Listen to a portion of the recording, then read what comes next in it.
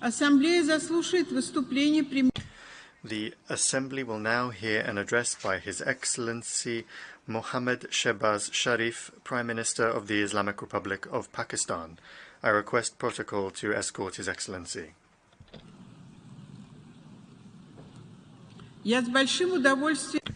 I have great pleasure in welcoming His Excellency Mohammad Shahbaz Sharif, Prime Minister of the Islamic Republic of Pakistan.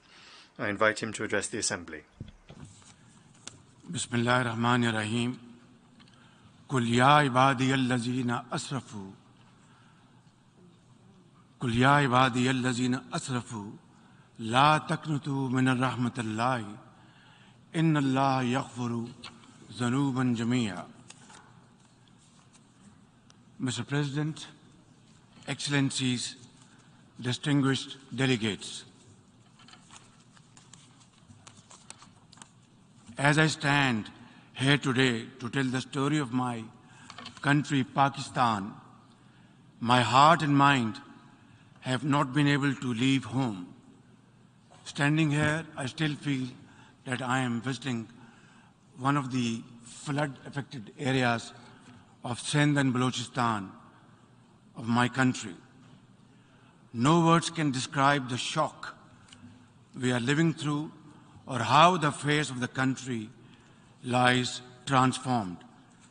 I have come to explain firsthand the scale and magnitude of this climate catastrophe that has pushed 1/3 of my country underwater in a superstorm that no one has seen in one's living memory. For 40 days and 40 nights, a biblical flood poured down on us, smashing centuries of weather records, challenging everything we knew about disaster and how to manage it. Even today, huge swaths of the country are still underwater, submerged in an ocean of human suffering. In this ground zero of climate change, 33 million people, including women and children, are now at high risk from health hazards. With 650,000 women giving birth in makeshift tarpaulins. More than 1,500 of my people have been gone from this world in this great flood, including over 400 children. Far more are in peril from disease and malnutrition.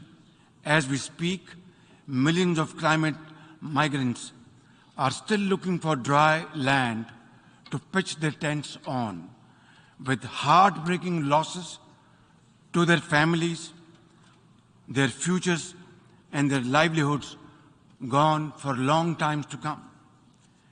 Early estimates suggest that more than 13,000 kilometers of metal roads have been damaged. Over 370 bridges have been swept away. 1 million homes have been destroyed and another million damaged. More than 1 million farm animals have been killed. 4 million acres of crops have been washed away, stripping the people of their breadbasket, and damage of an unimaginable scale. Mr. President, Pakistan has never seen a more stark and devastating example of the impact of global warming. Life in Pakistan has changed forever. I have visited personally and spent time in every corner of my devastated country. People in Pakistan ask, why? Why has this happened to them? When global warming rips apart whole families and an entire country at this ferocious speed, it is time to ask why. and time to ask not what can be done, but what must be done. The undeniable truth is that this calamity has not been triggered by anything we have done.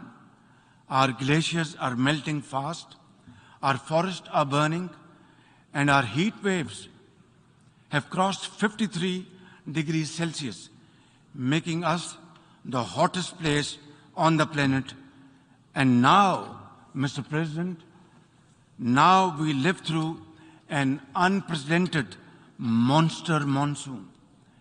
It is literally a monsoon on steroids, as the UN Secretary General described it most befittingly. It is on steroids. One thing is very clear. What happened in Pakistan will not stay in Pakistan. As the Secretary General so candidly says, hotspots like Pakistan fall in the 10 most climate vulnerable list of countries, but emit less than 1% of the greenhouse gases that are burning our planet.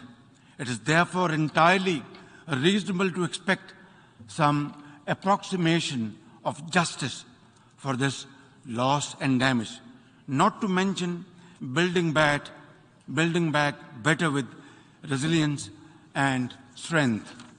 Clearly, the time for talk about action has passed.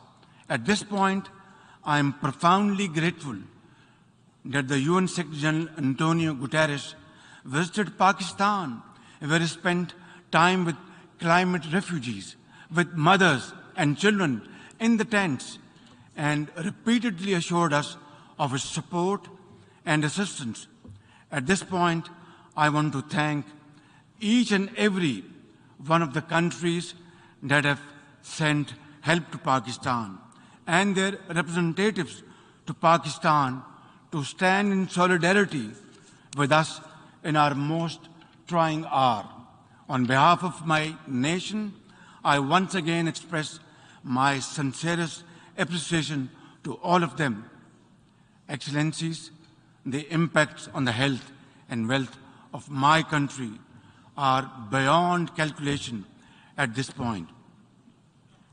So my real worry is about the next stage of this challenge, when the cameras would have gone or left this August Assembly and the story just shifts away to conflicts like the Ukraine. My question is, will we be left alone, high and dry, to cope with a crisis which we did not create, not of our doing? Where from and how to begin with to rehabilitate and reconstruct after the rescue and relief effort, which is still going on for 12 long weeks? For many of the lives we have saved, the future is dimmed by new fragility, lost homes, decimated livelihoods, deluged croplands, permanent food insecurity, and exposure to uncertain futures. Some 11 million people will be pushed further below the poverty line, while others will drift to cramped urban shelters, leaving little room for climate-smart rebuilding. Mr. President, for now, we have mobilized all available resources at our domain, squeezing resources from left and right towards the national relief effort, and repurposed all budget priorities, including development funds, to the rescue and first-order needs of millions, cash transfers to the most affected 4 million women, heads of household, had begun weeks ago via our Social Security program, the Benazir Income Support Program. It has been established in the name of former late Prime Minister Benazir Bhutto and her son is our foreign minister today. 70 billion rupees, or almost $300 million from our own pocket we are spending on this program. But at this point, the gap between our urgent needs and available resources is increasing by the day and amplified by the sheer unprecedented scale of this disaster. Our manpower and resources are totally overwhelmed and overstretched. The question to raise here is quite simple.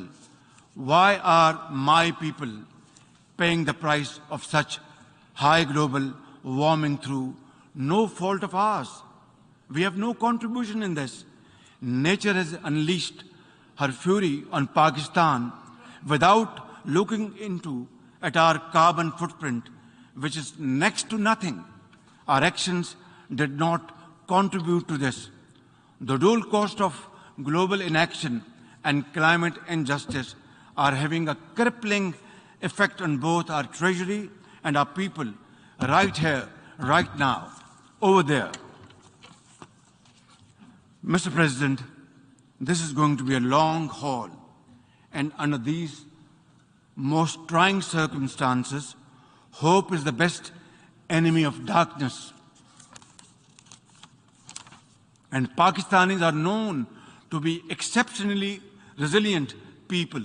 For my part, I am fully committed, fully geared to fighting this battle for our survival in the tents, in the trenches with my people until we have rebuilt Pakistan to face the growing challenges of this century. It is high time we took a pause from the preoccupations of the 20th century to return to the challenges of the 21st century. The entire definition of national security has changed today, and unless the leaders of the world come together to act and act now on an agreed common agenda, there will be no earth to fight wars over. Nature will be fighting back, and for that, humanity is no match at all. Mr. President, Pakistan's urgent priority right now is to ensure a rapid economic growth and lift millions out of poverty and hunger. To enable any such policy momentum, Pakistan needs a stable external environment. We look for peace with all our neighbors, including India. Sustainable peace and stability in South Asia, however, remains contingent upon a just and lasting solution of the Jammu and Kashmir dispute.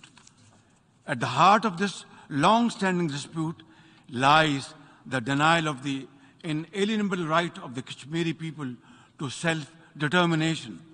India's illegal and unilateral actions of 5th August 2019 to change the internationally recognized disputed status of Jammu and Kashmir and to alter the demographic structure of the occupied territory further undermined the prospects of peace and inflamed regional tensions.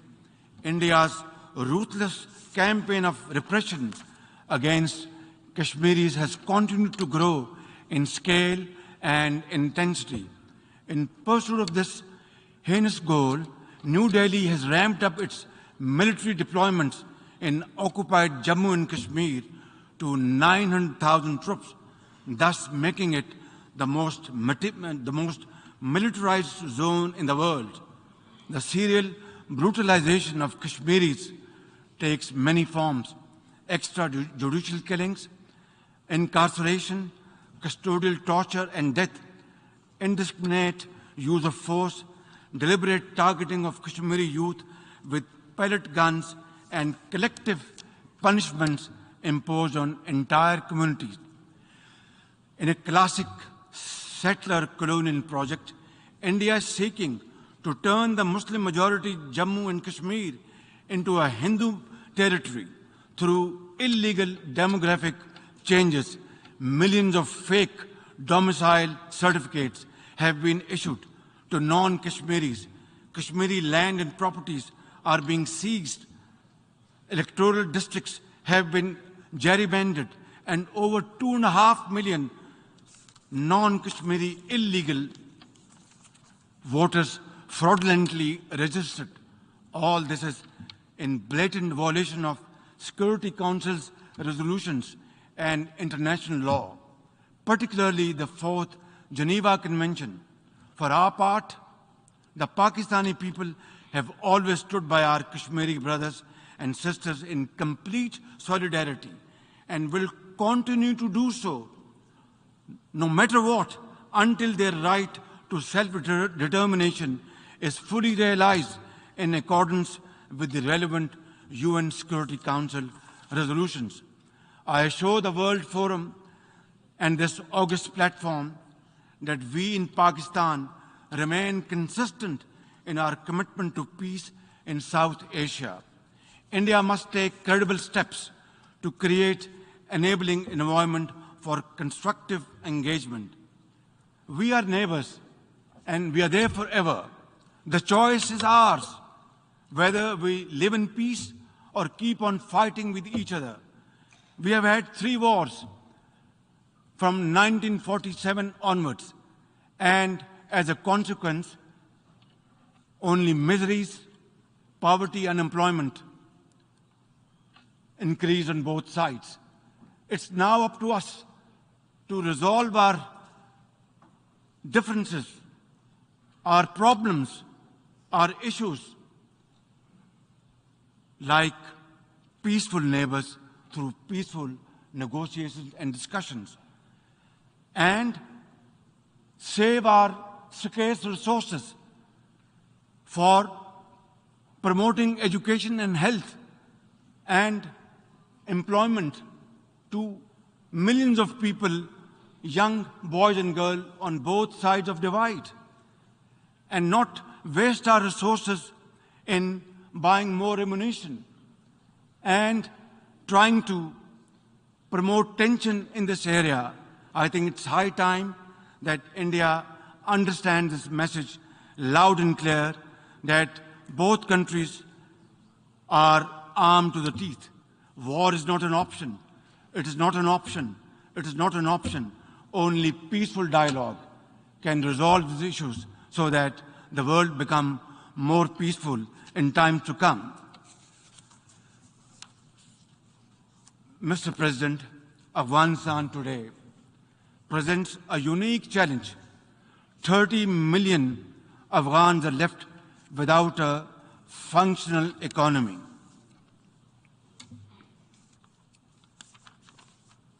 And banking system that allows ordinary Afghans to make a living, to be able to build a better future. Pakistan would also like to see Afghanistan, which is at peace with itself and the world, and which respects and nurtures all its citizens without regard to gender, ethnicity, and religion. Pakistan is working to encourage respect for the rights of Afghan girls and women to education and work. Yet, at this point, isolating the Afghan interim government could aggravate the suffering of the Afghan people who are already destitute. Constructive engagement and economic support are more likely to secure a positive response. A peaceful, prosperous, and connected Afghanistan in our collective interest. As a neighbor, Pakistan has a vital stake in peace and stability in Afghanistan. We have led the humanitarian efforts to help our Afghan brothers and sisters. We must avoid another civil war, rising terrorism, drug trafficking, or new refugees, which none of Afghanistan's neighbors are in a position to accommodate. Pakistan urges the international community to respond in a positive way to the UN Secretary General's appeal for $4.2 billion in humanitarian and economic assistance to Afghanistan, release Afghanistan's financial reserves, essential to revive its banking system. Pakistan shares the key concern of the international community regarding the threat posed by the major terrorist groups operating from Afghanistan, especially ISIL-K and Tehreek-e-Taliban Pakistan, as well as Al-Qaeda, ETIM, and IMU. They all need to be dealt with effectively and comprehensively with the support and cooperation of the interim Afghan authorities. In turn, the international community should address Afghanistan's dire humanitarian needs. Mr. President, Pakistan strongly condemns terrorism in all its forms and shades and manifestations. Terrorism does not have a religion, ladies and gentlemen. It is based on dogma, fueled by poverty, unemployment, deprivation, injustice, and ignorance, and fanned by vested interests. Pakistan is the principal victim of terrorism. Over the last 2 decades, we have suffered more than 80,000 casualties and over $150 billion in economic losses due to terrorist attacks. Our armed forces, with the support of our people, mothers, traders, students, teachers, engineers, doctors, have broken the back of terrorism within Pakistan, yet we continue to suffer terrorist attacks from across our borders, sponsored and financed by our regional adversary. We are determined to defeat such cross-border terrorism.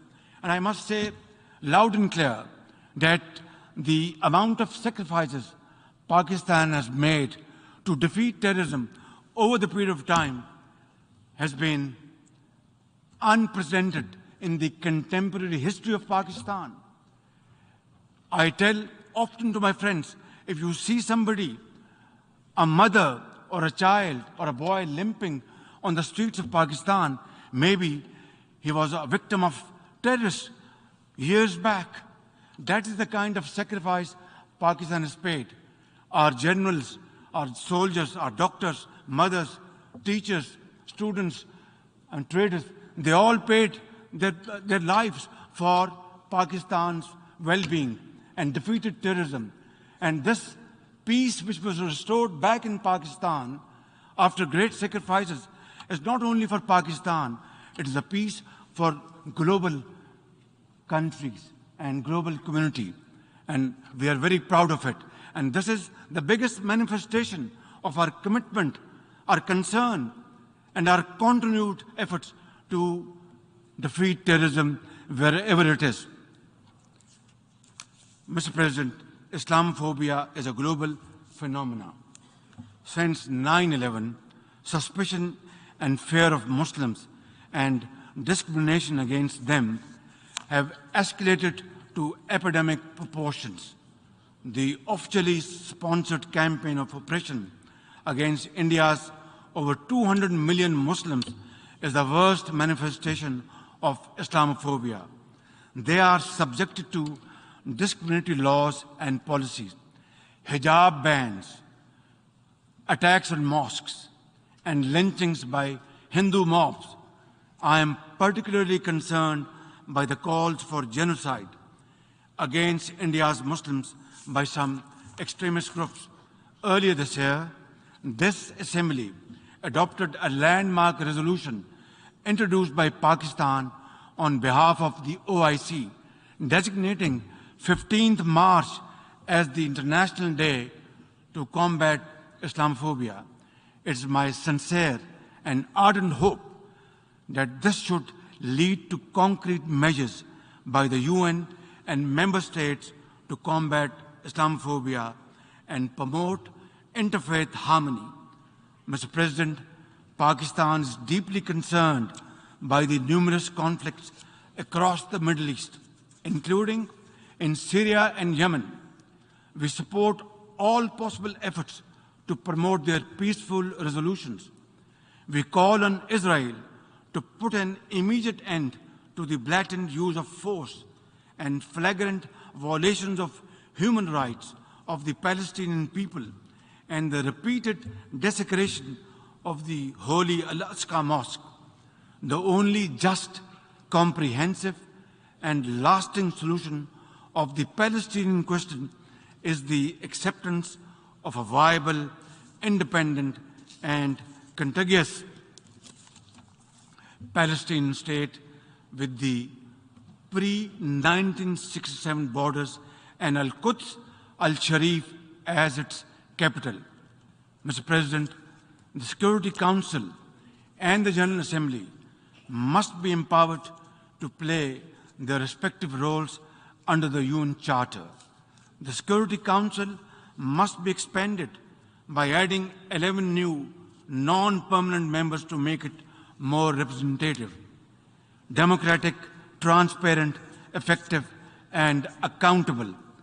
Adding new permanent members will paralyze the Council's decision-making, enlarge its representational deficit, and create new centers of privilege in violation of principle of sovereign equality of member states. The nations of the world must step back from the precipice. We must restore peace in Europe, avoid a war in Asia, and resolve festering conflicts across the world. We must revive the vision which created the United Nations, a vision which is often blurred by national interest and hegemonic designs. Pakistan is a partner for peace. But, Mr. President, peace can only be ensured and guaranteed when rights of communities who have been suffering over decades and subjugated over decades get their freedom, earn their freedom, and are respected.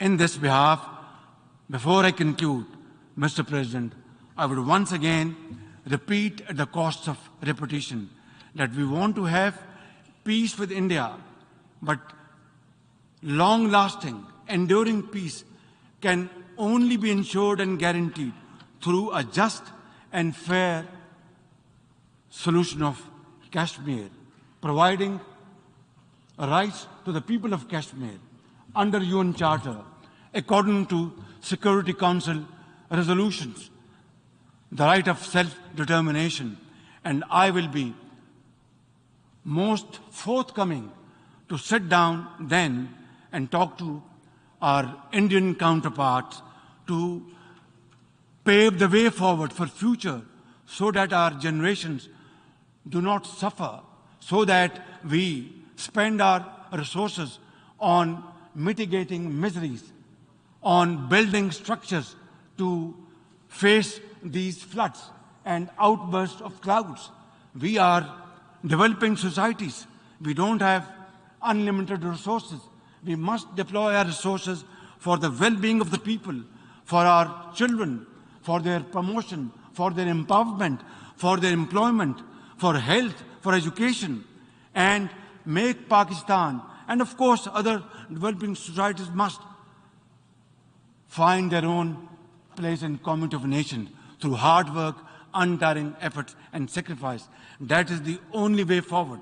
Therefore, we will work with all those committed to the United Charter's principles to restore the vision which created the United Nations and to equip this organization with the capacity to preserve global peace and promote universal prosperity. I thank you. От имени Ассамблеи. On behalf of the Assembly, I wish to thank the Prime Minister of the Islamic Republic of Pakistan for the statement just made, and I request protocol to escort His Excellency.